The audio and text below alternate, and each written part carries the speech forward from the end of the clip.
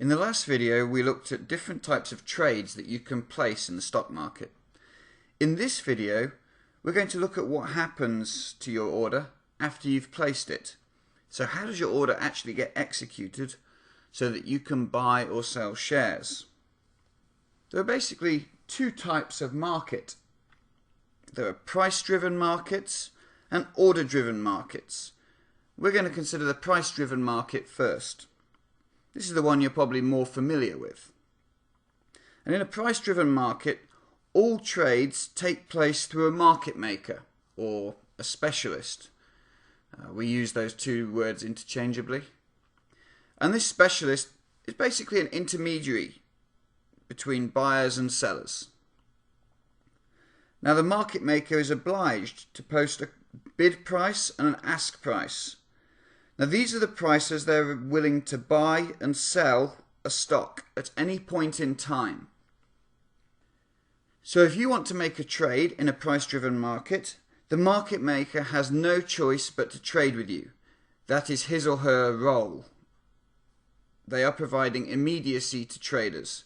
When you want to trade, they have to trade with you. Now as a student, it's often easy to get confused between bid and ask prices. The bid price is the price at which the market maker is willing to buy, and the ask price is the price the market maker is willing to sell at. So if you go to the market maker and say you want to buy a stock, you have to buy from the market maker at his ask price, because that's the price he's willing to sell at to you. So you can buy at the ask and sell at the market maker's bid. Now often you hear the term the bid-ask spread when they're talking about a stock. The bid-ask spread is just the difference between the ask price and the bid price.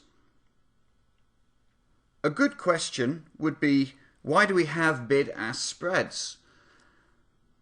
The answer is that the market maker has to be compensated for providing immediacy.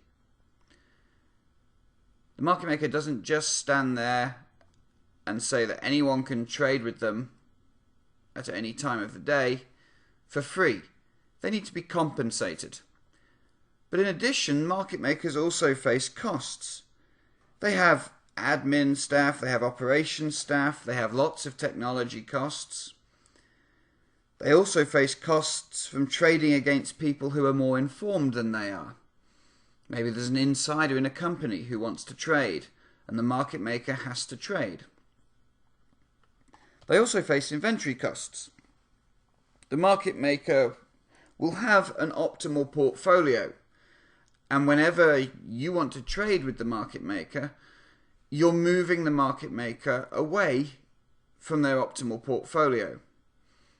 Again, they need to be compensated for that, because if you hadn't traded with them, they would be holding their optimal portfolio.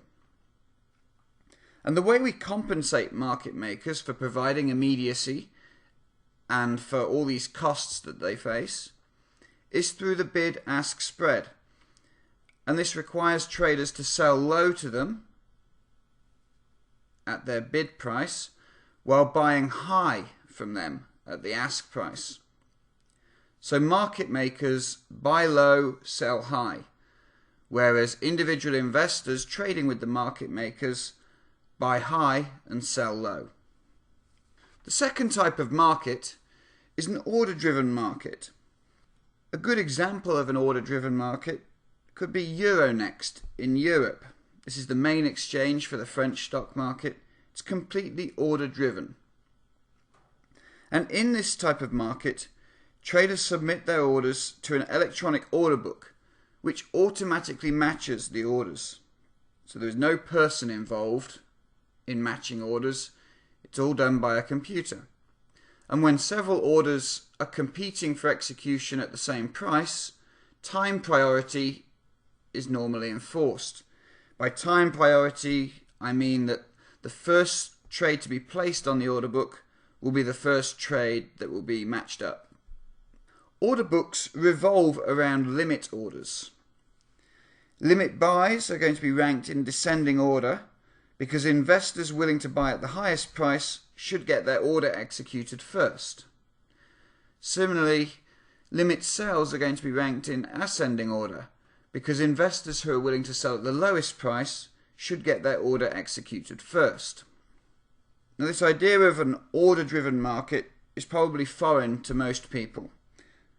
What we're going to do now is take a look at how an order book works in reality and work through the terminology. Here's an example of an order book for Cederberg Technology. The order book is built around limit orders.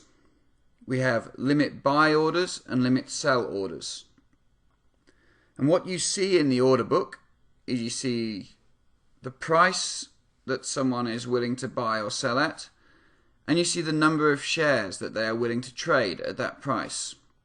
In the previous slide, we noted that limit buys would be ranked in descending order. So the first buy order in the order book that's at the top of the queue will be the one with the highest price, here. So this would be ranked number 1, 2, and 3. On the sell side, we said that it was the reverse. The person willing to sell at the lowest price would be ranked number 1. And that's what we see. The limit sell order here with a price of $100. So someone's willing to sell at 100 versus 102 or 110. The other thing to note about this order book is what we call depth. Depth is the number of shares available to buy or sell. In this order book, what we can see is that there's a lot of depth on the buy side. We have 750 plus 2,000 plus 6,000, so we have 8,750 shares on the buy side. So we have people are willing to buy 8,750. If we look at the limit sells, people are only willing to sell 1,200 shares. So we have a big mismatch in the depth across the buying and the selling. Now suppose someone came to this market and wanted to buy 2,000 shares in a market order. If someone wants to buy 2,000 shares, we have to find people who are willing to sell 2,000 shares. We have a list of the limit sales. All of these people are willing to sell at these pre-specified prices. But look at the depth.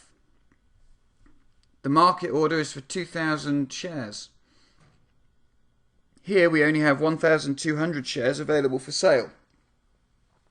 So we have a bit of a problem. The market order could not be executed in its full quantity.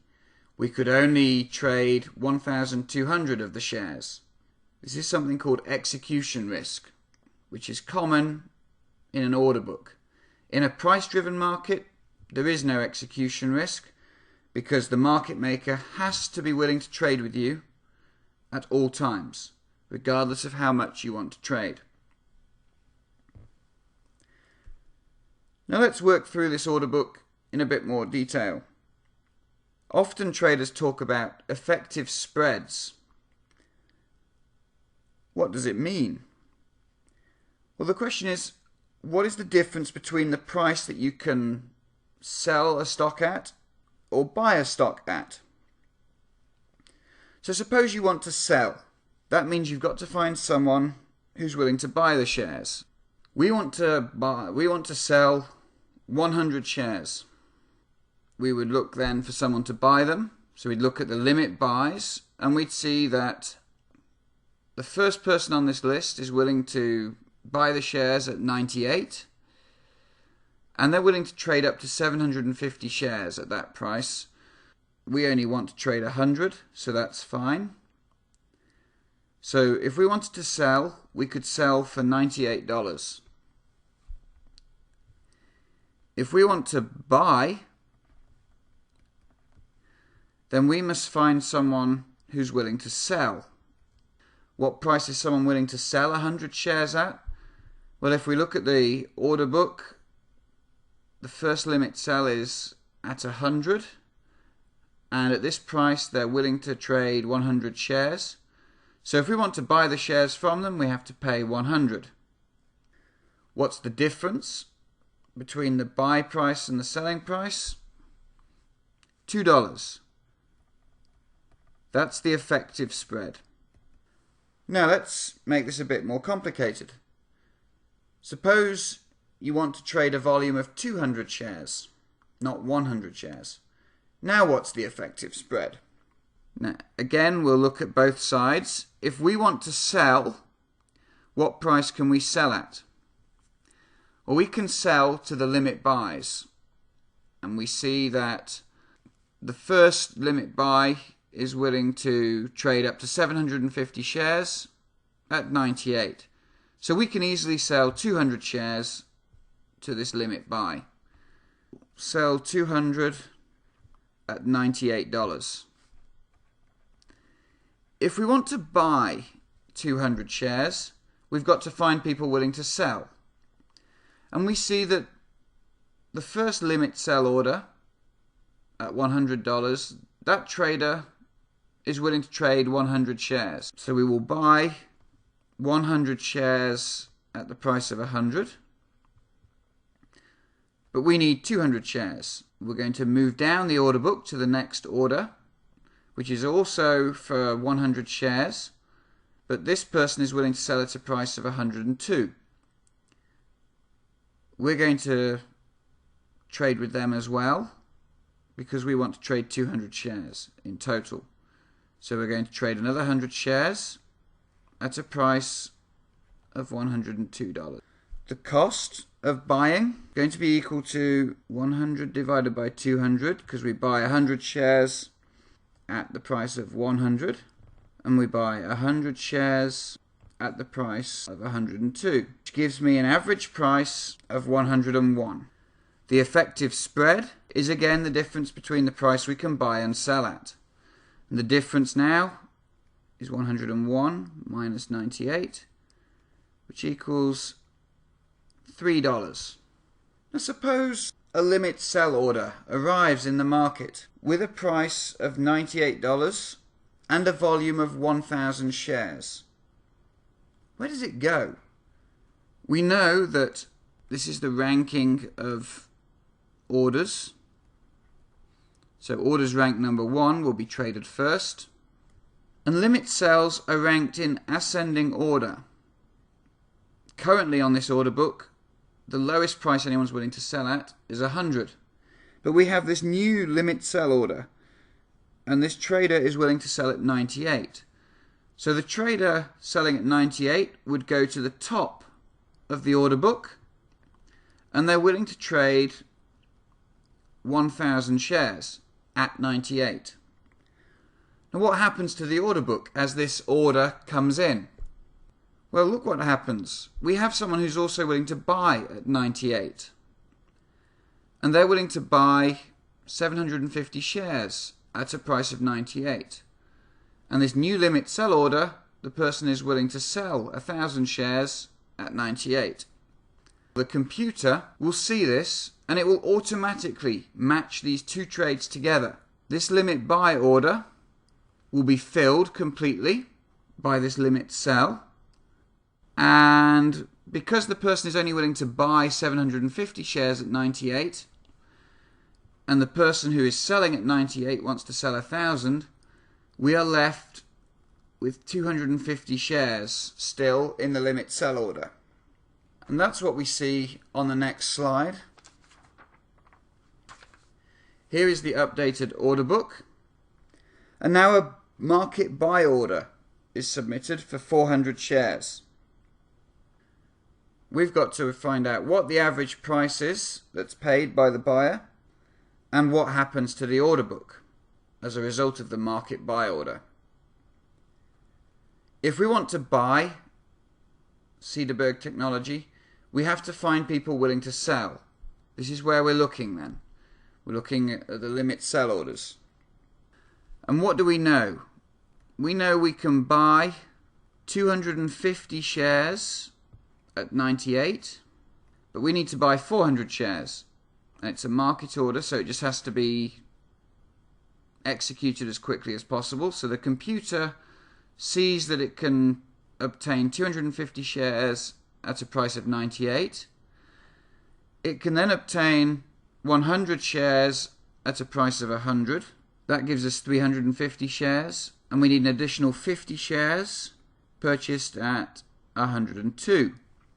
The computer does all this automatically and calculates the average price that the buyer is going to have to pay. And the average price is 250 divided by 400 times by 98 plus 100 divided by 400 times by 100 plus 50 divided by 400 times by 102, which gives us an average price of $99.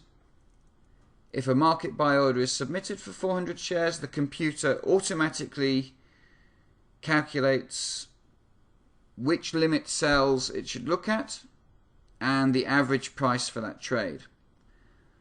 What's going to happen to the order book though? So this market buy order is submitted, the computer automatically executes it. That means the limit cell at 98 disappears because all of those shares have been bought. This order would also disappear because all of those shares have been bought. And here we would be left with 50 shares in the limit cell that are willing to be sold at 102.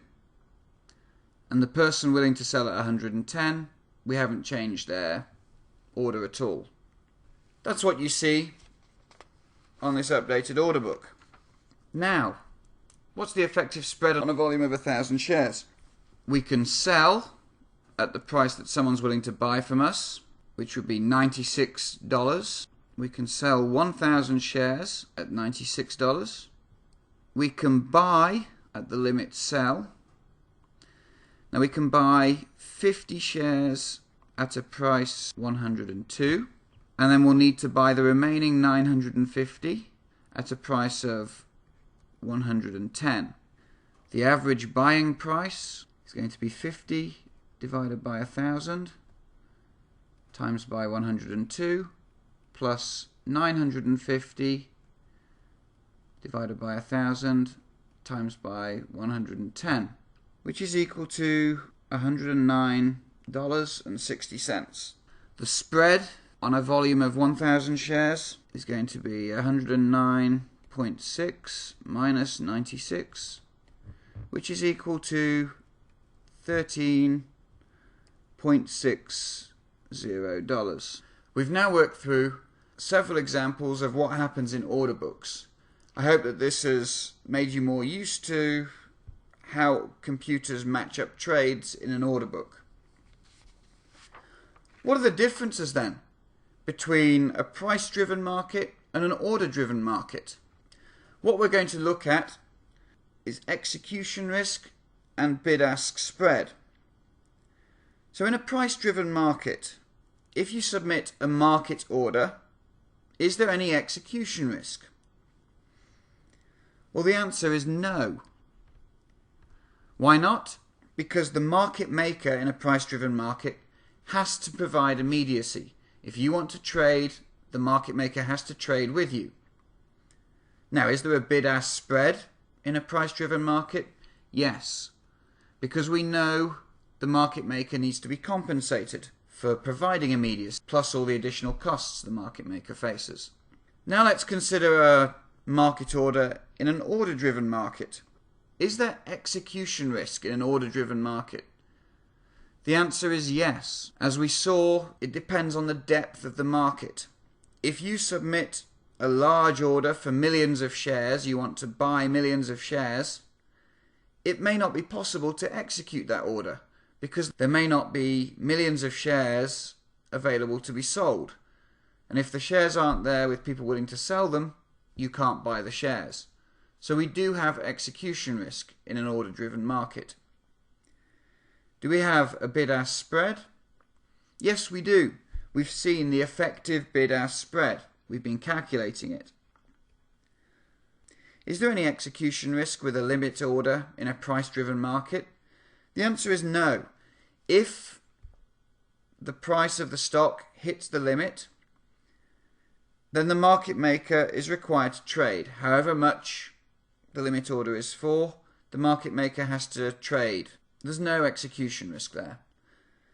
Nor is there any bid-ask spread, because it's a limit order in which it says you have to buy at a certain price or sell at a certain price. So limit orders have eliminated the bid-ask spread. What about in an order-driven market? Is there execution risk for limit orders? The answer is yes. If there's not enough depth in the order book for a large limit order, then it won't be executed, or at least not all of the order will be executed. But just as in the price-driven market, with limit orders, there is no bid-ask spread. The main difference between these two types of market, price-driven and order-driven, is execution risk. In price-driven markets, there is no execution risk. In order-driven markets, there is execution risk. What's the advantage of an order-driven market? Well, an order-driven market doesn't need a market maker. Earlier I gave an example of an order-driven market, and that would be Euronext, which is now owned by the NYSE. It's part of their drive in Europe to acquire stock exchanges. In Paris, all stocks are traded on Euronext, and it's an order-driven market. But let's think about stock exchanges closer to home in America. The biggest stock market in the world is the New York Stock Exchange. And the NYSE actually is neither price-driven or order-driven. It's both. It has a hybrid structure. Now, you've probably seen pictures or videos of what we would call floor trading. There are 17 trading posts on the floor of the NYSE where a single specialist or market maker makes the market for some stocks. They monitor the order book and they record all the transactions. Who trades with the market makers? Well, you see lots of floor brokers screaming and shouting at the market makers. And they're trading on behalf of their customers. And they trade physically on site. That's what you see. All those people crowded around the computers, they're trading with the market maker. That's floor trading. That sounds like price-driven markets. But there is also electronic trading. Orders can be placed to the NYSE through the SuperDot system, and they are added automatically to an order book, which is monitored by the specialists. And orders on the order book will be matched up automatically where possible. In terms of volumes, roughly 75% of all orders to the NYSE are submitted via the SuperDot system. So they're submitted electronically. But the floor brokers still account for about 70% of the total volume. What this means is that large trades tend to be executed on the floor. So if you want to trade millions of shares, you don't submit that order electronically. Instead, you call up a floor broker who talks directly with the specialists, and they will execute the trade for you, because you should get a better deal on the floor. Specialists handle all the trades except for the ones that are executed either among floor brokers themselves or those that are matched electronically in the order book. If we look at the Nasdaq, they operate a pure price-driven market. They have competing market makers, and these market makers are obliged to continuously maintain a quoted bid and ask price for a given security. So we have lots of market makers making markets in the same stock. On the NYSE, one market maker would make a market for several stocks and have no competition. In Nasdaq, we have competing market makers. In theory, you'd think that having competing market makers would be better. But initially in the Nasdaq, it appeared that the market makers were colluding.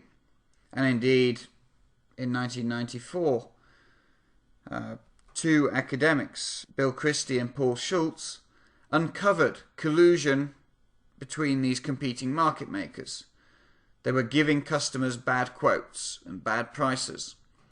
That's now been changed. So hopefully the competing market maker system does lead to competition between market makers, which means that for the customers, which is you and I who want to trade, means we should get better prices. Now the Nasdaq is different from the NYSE in another sense as well. With the NYSE, we have a trading floor. We have lots of brokers in a physical location. Market making on the Nasdaq is done electronically through a communications network, and the communications network connects all trading participants. There is no physical trading floor. The traders observe the screens, which quote the best bid price and the best ask price at any point in time, regardless of which market maker is quoting those bids and asks.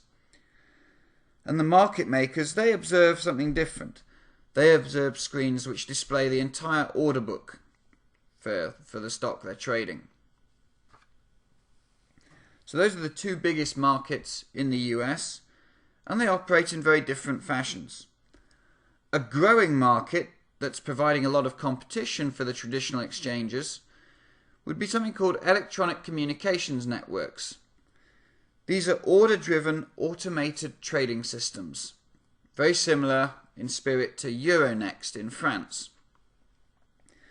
And in these ECNs, members just post buy and sell orders, and these orders are matched with the orders of other traders in the system. So it's an order book. Traders actually have liked this. It provides them with great anonymity, or I should say greater anonymity, relative to trading on the NYSE or the Nasdaq. And that's very popular. We have lots of hedge funds who may want to cover up their identities. They can do that by trading via ECNs. They've been incredibly successful, these ECNs. They captured over 40% of the trading volume in Nasdaq-listed stocks. Many of the ECNs, because of their success, have actually been bought out by the NYSE and the Nasdaq. One example of a ECN that is still trading is Bloomberg Tradebook, and you can look that up online if you're interested. We've looked at the NYSE and the Nasdaq, and we've seen that they have very different ways to execute your orders. The Nasdaq is a pure price-driven market, while the NYSE is a hybrid of an order-driven market and a price-driven market. Which is better? It's very tough to say which is better, but we're going to have a look here at some of the data that both of these exchanges provide. So first let's look at the comparison between the NYSE and the Nasdaq using data from the NYSE. In the graphs at the top, the NYSE has been reporting the effective spread on stocks. And they report the difference between, they report the spreads for the NYSE and for the Nasdaq, after controlling for lots of other factors. So these are complicated statistical analyses, but here are the resulting effective spreads. So this is the difference between the price you can buy and sell at. In each of these bars, we see that the NYSE has much lower effective spreads than the Nasdaq. However we look at this with different data, we get the same result. The NYSE has lower effective spreads. That means it's better for investors like you and I. We're going to get better prices with the NYSE. In the bottom chart, what we're looking at are stocks that previously listed on Nasdaq. What happens when they list on the NYSE instead? So often in the Wall Street Journal you'll see an announcement that a stock has chosen to move or delist from the Nasdaq and list on the NYSE, or vice versa. And in this graph, what we're looking at are stocks that were on the Nasdaq that moved to the NYSE. And what do we see? Well, we see that these stocks that switched to the NYSE have much lower costs after switching to the NYSE. The effective spreads, the quoted spreads, the actual realized spreads have fallen following their move to the NYSE. From this data, you'd think that the NYSE is a lot better than the Nasdaq. However, that was using NYSE data. The Nasdaq also have their own data that they'd like you to look at. And here it is. First of all, here in this top graph, we're looking at the average effective spread on all marketable orders, regardless of the size. And what do we see? Well, look at this. Across all orders, it seems that the effective spreads are smaller for the Nasdaq than they are for the NYSE. In other words, as Nasdaq so eloquently put it, Nasdaq is better. If we look over here to the right at the average execution speed, in other words, when you place your order on the Nasdaq, how long does it take for your order to be executed for a market order? The answer is 3.2 seconds on the Nasdaq compared to 7.5 seconds on the NYSE. Finally, let's look at the effective price in relation to the quote on all market orders of all sizes. What you see at the Nasdaq is that 86.6% of trades are executed at the quoted price. So if you called up your broker and said, I'd like to trade a Nasdaq stock, your broker would get a quote and you'd say yes or no at that quoted price. The broker would go back to the market maker and say yes, and 86.6% of the time the market maker would trade with you at that quoted price. 7.2% of the time the market maker would actually improve the price. In other words, the price gets better for you. If you're selling, the price might increase. If you're buying, the price might decrease. That happens 7.2% of the time.